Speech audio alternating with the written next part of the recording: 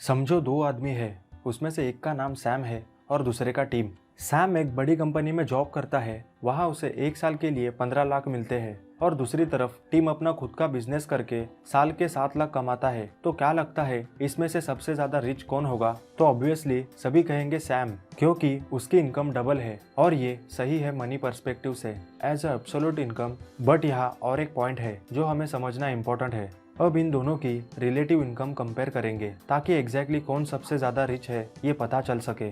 Sam week के 72 horse काम करता है और दूसरी तरफ टीम वीक के 20 हॉर्स काम करता है। इसके हिसाब से अगर हम कैलकुलेट करें तो सैम 434 रुपीज पर घंटे कमाता है और टीम को 729 रुपीज पर घंटे के हिसाब से मिलते हैं। तो कौन सबसे ज्यादा रिच है मनी एंड टाइम के हिसाब से? हमारा टाइम ही हमारी लाइफ है। कितना टाइम हम किस चीज पर दे रहे हैं, उसका आउटपुट कितना है, ये most valuable and precious thing है। इस केस में टीम सबसे ज्यादा अमीर है क्योंकि वो सैम से पूरे 52 घंटे कम काम कर रहा है। अब जरा सोचो, टीम इन 52 घंटों को हर वीक्स अपने आप में इन्वेस्ट करके क्या क्या कर सकता है, जैसे कि अपने बिजनेस और फील्ड्स की एक्स्ट्रा रिक्वायर्ड स्किल सीख सकता है जिससे उसकी इनकम कई गुना इंक्रीज होगी। टीम अपनी फैमिली, हेल्थ, फ्रेंड्स इन सभी को टाइम दे सकता है जिससे उसकी लाइफ में और भी बैलेंस बढ़ेगा। पर ये सब सैम के लिए करना बहुत मुश्किल होगा क्योंकि वो एवरेज दिन के 12 घंटे काम कर रहा था और टीम सिर्फ 3.5 घंटे काम कर रहा था। इसमें और एक कॉन्सेप्ट ऐड होता है जियो आर्बिट्रेज नाम का,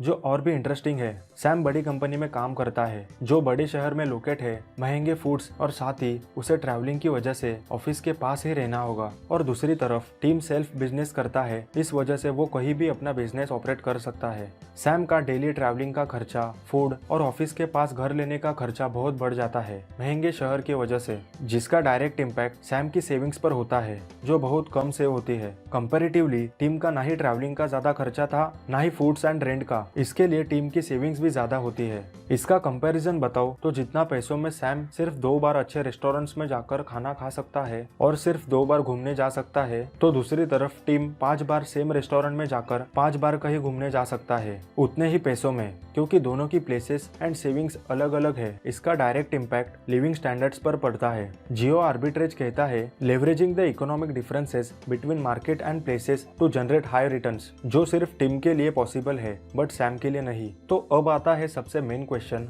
क्या टीम की तरह सच में पॉसिबल है कम टाइम में ज्यादा पैसे कमाना? तो इसका आंसर है हाँ, एब्सोल्युटली पॉसिबल है। हमें सिर्फ अपनी इनकम को ऑटोमेटेड बनाना है। As a passive income concept, 2 type के इनकम होते हैं। एक एक्टिव इनकम, जिसे कमाने के लिए हमें हमेशा एक्टिव होना जरूरी है। अगर काम नहीं करेंगे तो हमें पैसे भी नहीं मिलेंगे, फॉर एग्जाम्पल जॉब और खुद की शॉप। सेकेंड है पैसिव इनकम, जिसके पैसे आने के लिए आपका वन टाइम काम करना जरूरी है या फिर ना के बराबर काम करना। फॉर एग्जाम्पल अपनी लैंड या शॉप को भाड़े पर देना जिसका मंथली रेंट आता रहे और बुक पब्लिश करना। और भी बहुत सारे तरीके हैं जिसमें से 3 मोस्ट पॉपुलर तरीके हैं। फर्स्ट, खुद का प्रोडक्ट या कंटेंट बना के सेलिंग करना। सेकंड, प्रोडक्ट्स या आइडियाज को लाइसेंस कराना। थर्ड, चीजों को रीसेलिंग करके बेचना अमेज़न या फ्लिपकार्ट पर। अगर आपने बिजनेस और उसके रिलेटेड बहुत सारी चीजें एक बार सीख ली और सारे काम आउटसोर्स करना आ गया तो आप बहुत सारे ऑटोमेटेड इनकम कमा सकते हो। ऑथर हमें कोई भी काम इफेक्टिवली करने के लिए 2 पॉइंट पर ध्यान देने कहते हैं। फर्स्ट है एलिमिनेशन,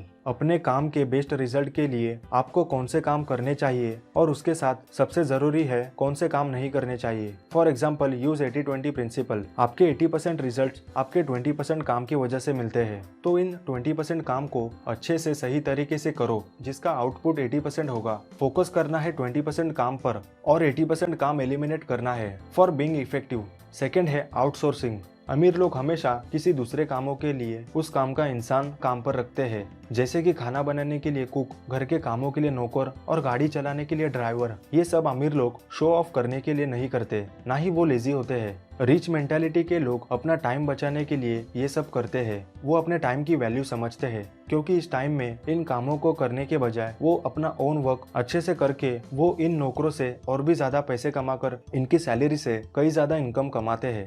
इसलिए हमें भी वही काम करना है जिसमें हम एक्सपर्ट हैं और ये करके ढेर सारा आउटकम रिजल्ट क्रिएट कर सकते हैं, ना कि इन छोटे मोटे कामों को करने के लिए अपना एफर्ट्स गलत जगह यूज करके थोड़ी सेविंग्स के चक्कर में अपना टाइम वेस्ट नहीं करना है। अगर आपके पोटेंशियल 2x इनकम कमाने की है तो उस पोटेंशियल के साथ 1x इनकम सेव करना नहीं चाहिए। हमें अपनी इनकम एबिलिटी इंक्रीज करनी चाहिए ताकि हम उस एक्सपेंसेस को ओवरकम करके अपनी इनकम एबिलिटी को इंक्रीज कर सकते हैं। Outsource your work to produce more income of the same time. ये बातें 4 Hours वर्क वीक बुक से बताई है। कैसे आप जॉब से हटकर खुद का बिजनेस करके ढेर सारे पैसे कमा सकते हो या जॉब के साथ खुद का बिजनेस करके खूब सारा मनी क्रिएट कर सकते हो। कैसे हम काम करते करते एंजॉय कर सकते हैं, बैलेंस लाइफ कर सकते हैं। कैसे हम काम करते करते ज्यादा एंजॉयमेंट कर सकते हैं, ये इस बुक में अच्छी तरह से बताया है। अगर इन सभी बातों को आप सीखना चाहते हो तो लिंक डिस्क्रिप्शन में है, जरूर इसे बाय करें। लाइक कीजिए इस वीडियो को ताकि आप इसे कभी भी देख सके।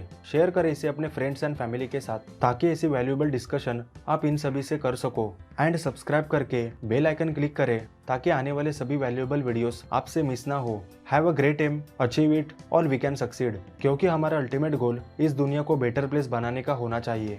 Thank you for watching.